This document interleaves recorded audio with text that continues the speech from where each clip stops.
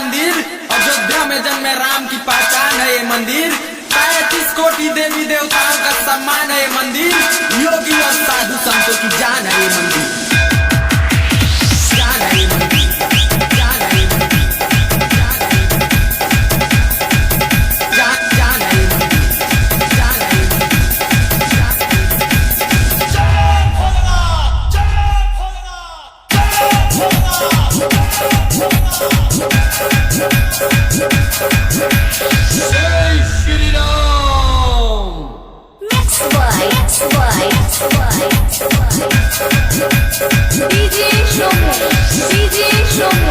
Abu Dhabi में मंदिर बन रहा है जहाँ 100% मुसलमान हैं।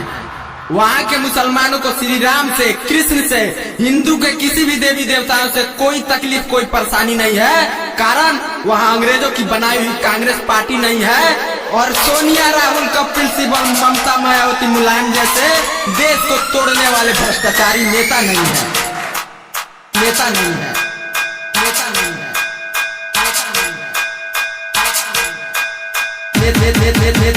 नेता नहीं है।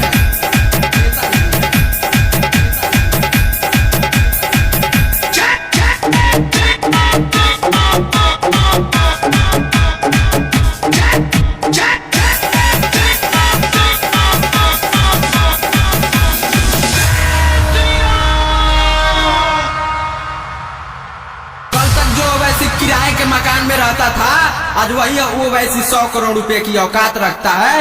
इस बात को हिंदुस्तान के देशभक्त मुसलमानों को सोचना चाहिए। और ओवैसी का एक भाई है जो कहता है कि 15 मिनट के लिए प्रशासन हटा दो, फिर हम सभी हिंदुओं को काट देंगे। अरे मूर्ख, जब गोधरा कांड हुआ था तो मोदी जी प्रशासन हटाए तो थे 5 दिन के लिए। भूल गए हो जो अभी तक बाप बाप चिल्ला रहे हो, बाप बाप चिल्ला रहे हो।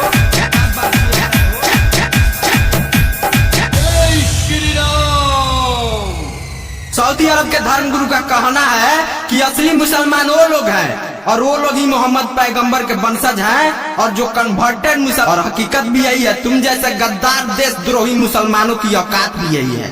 7 रंगों में भगवा रंग अकेले ही जगमगाता है। मुश्किल से मुश्किल हालात में भी हिंदुत्व कभी नहीं जगमगाता है। और इस ओवैसी के गिद्दड़ भक्तियों से मत घबराना दोस्तों, क्योंकि गांव में जब आग लगता है तो सबसे पहले कुत्ता ही भागता है, कुत्ता ही भागता है, कुत्ता ही भागता है, कुत्ता ही भागता है, कुत्ता ही भागता है।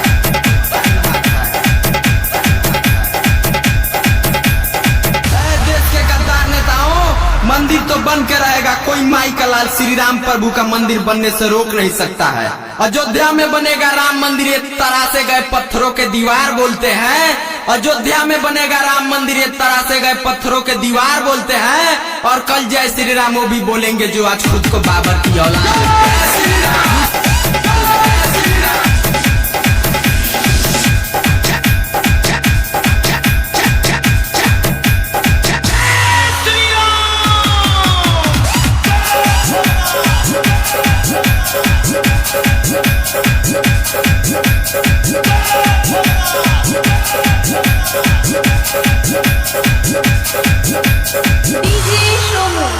DJ